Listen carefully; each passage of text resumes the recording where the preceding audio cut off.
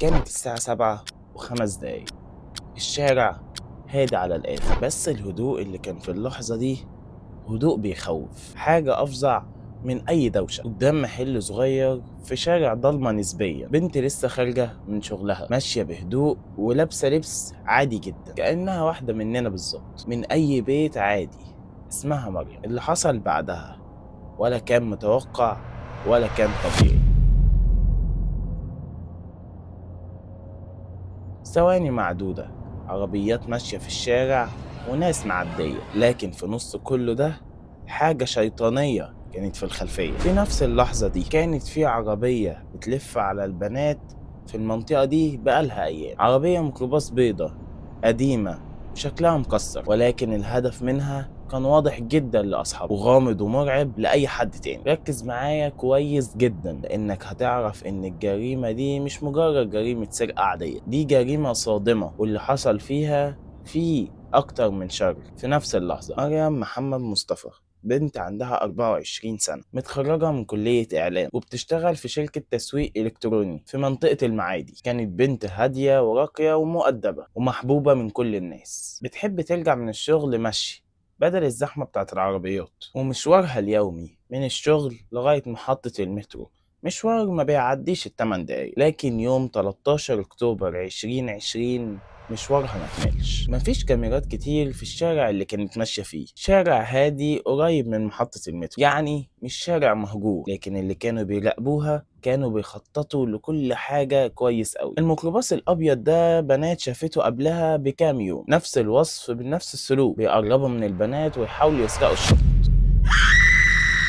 لكن للأسف المرة دي الموضوع خرج عن السيطرة نهائي. مريم ماشية في أمان الله، لابسة كمامتها ولابسة الشنطة بتاعتها. العربية قربت منها فجأة واحدة، واحد من جوه العربية مد إيده وخطف الشنطة. لكن اللي حصل مش مجرد خطف شنطة، لما شد الشنطة جامد مريم اتشدت مع الشنطة، وقعت على الأرض، لكن الحزام بتاع الشنطة اتلف حوالين جسمها، والعربية بدأت تجرها وهي متعلقة في الشنطة. وفي لحظة الشارع اتقلب. مريم كانت بتتسحب على الأسفلت وسط صراخات الناس، والميكروباص مش راضي يقف. دمها كان بيترش على الأرض، ملامحها كانت بتختفي من الصدمة ومن الخوف. السؤال اللي ساب مصر كلها في حالة ذهول: ليه يسرقوا؟ ليه يجروها؟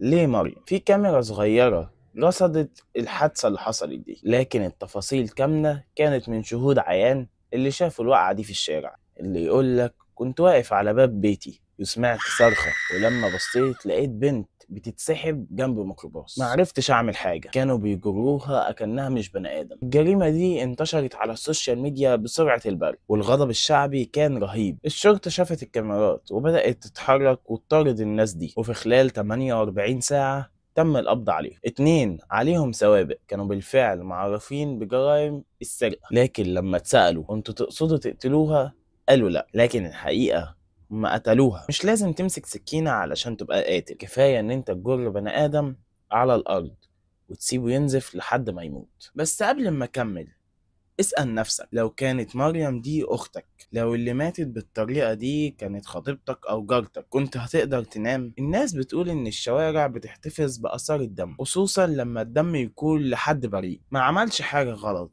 غير إنه كان في المكان الغلط في التوقيت الغلط. اليوم اللي ماتت فيه مريم الشارع كله كان ساكت، العربيات بقت بتهدي أول ما تيجي عن المكان اللي كانت بتتجرجر فيه، والناس بقى بيبصوا على المكان كأنهم لسه شايفين الدم هناك. لكنها ماتت في شارع كلنا بنعدي فيه تقريبا يوميا، شارع عادي حصل فيه جريمة مش عادية. التحقيقات قامت بسرعة جدا، أمن المعادي والنيابة اتحركوا خلال ساعات، وبعد تفريغ الكاميرات الشوارع الجانبية لقوا لقطة ضبابية جدا لعربية ميكروباص بيضة ماشية بسرعة جدا، وبتظهر في لحظة وقع منها جسد على الأرض، وبعدها ب3 ثواني بالظبط العربية كملت جري. ودي اللحظة اللي جروا فيها مريم. أهم حاجة كانت شهادة البياعين في المنطقة. شفنا عربية ميكروباص بيضة وناس شافوا واحد بيشد شنطة بنت، لما الشنطة اتشدت مسكت في البنت وقعدت تتجرجر على الأرض، والعربية فضلت مكملة وما وقفتش. واللي حصل كان صادم أكتر،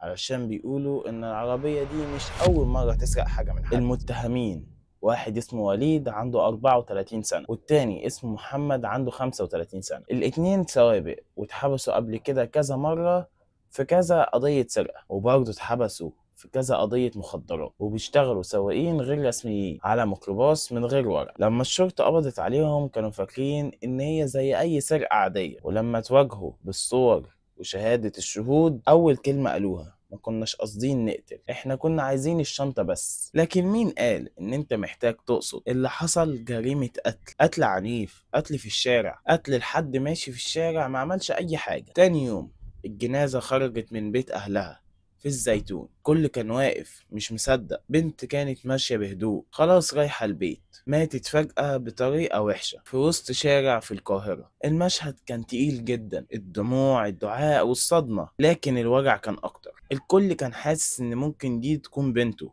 أو أخته. الوجع ما كانش وجع الأهل بس، دي جريمة لمست قلوب المصريين كلهم. الناس بدأت تتكلم: فين الأمان؟ إزاي بناتنا يبقى محددين وهم راجعين من الشغل؟ البلطجة رجعت في الشوارع تاني، الهاشتاجات اتنشرت: حق مريم، فتاة المعادي، والعدالة لمريم. ولكن في حالة غليان في الشعب، كل واحد حاسس إن دي مش حالة فردية، لكن جزء من مرض اجتماعي موجود حاليا. ناس فقدت إنسانيتها وبقت بتقتل علشان شنطة. التحقيقات كشفت إن الجريمة كانت متكررة، والمتهمين عملوا نفس الجريمة دي في كذا شارع جنب الشارع اللي اتقتلت فيه مريم. كانوا بيراقبوا البنات ويشوفوا مين اللي ماسكة في ايديها الشنطة بشكل خفيف. وقت تنفيذ الجريمة كانوا هما الاتنين تحت تأثير المخدرات، يعني ببساطة كانوا ناس مدمنة راكبين عربية من غير ترخيص ولا ورق وبترتكب كل يوم جريمة. لكن يوم مريم كانت الجريمة أكثر بكتير جدا من سرقة عادية، كانت إعلام موت للضمير والإنسانية والرحمة. النيابة وجهت تهمة القتل المعتمد المقترن بجانب السرقة بالإكراه، ولكن في مطالبات شعبية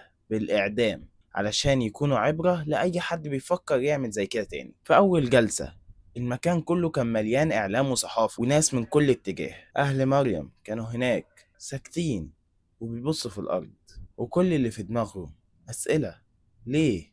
وإزاي؟ فين كانت الشرطة؟ وفين المجتمع؟ بعد القضية دي بنات كتير بقت خايفة تمشي لوحدها في الشارع، والشركات بدأت تبعت عربيات علشان توصل السيدات للبيوت بأمان، وفي قوانين اتفرضت للرقابة على الميكروباصات. لكن هل ده أصلا كفاية؟ سؤال أخير: هل لو لقيت مشهد زي ده هتسكت؟ هتتفرج ولا هتتحرك؟ الناس اللي شافوا الجريمة دي بعينيهم في منهم اللي بدأ ما ينامش بعد الحدث ده، مش بسبب الدم ولا الصدمة، لكن بسبب صوت الصرخات اللي طلعت من مريم اللي اتحبست في جدران الشارع ده. تقرير الطب الشرعي كان مفزع: كسر في الجمجمة، نزيف داخلي حاد، خدوش وتمزقات في الجلد بسبب السحب. الوفاة حصلت بسبب صدمة كبيرة قوي لراس الضحية في الأرض، يعني مريم ماتت وهي بتتسحب وهي واعية، حاسة بكل خطوة وكل حجر وكل لفة عجل. الرعب الحقيقي إنها كانت حاسة إن هي بتموت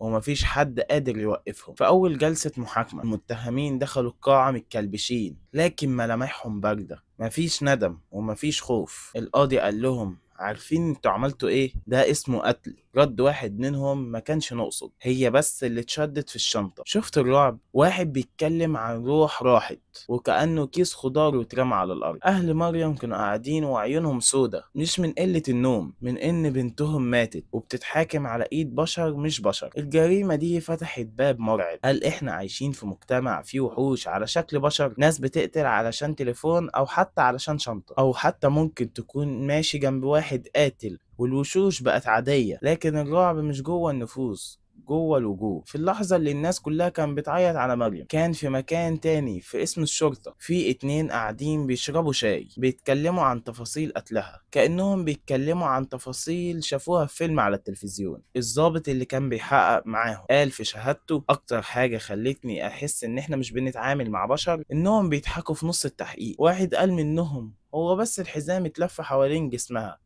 ما كناش نقصد نقتل. والتاني رد عليه: عادي، مش اول واحدة نسرقها، بس المرة دي حصل كده غصب عننا. بيتكلم عن جثة، عن روح، عن بنت سحبت على الارض وماتت، وبيتكلم عليها اكنها لعبة اتكسرت. بعد اسابيع من التحقيقات والادلة والشهود والشاهدات، بعد حملة غضب كبير على السوشيال ميديا، المحكمة تصدر الحكم: الاعدام شنقا للاتنين. الناس كانت فرحانة بس الفرحة مش كاملة. أهل مريم قالوا مريم مش هترجع، لكن على الأقل مش هيمشوا في الشارع تاني. ودي قصة ممكن تحصل كتير في الوطن اللي احنا عايشين فيه. الدولة بتحاول تحافظ على المجتمع في أفضل حالة، لكن في مرضى نفسيين كتير.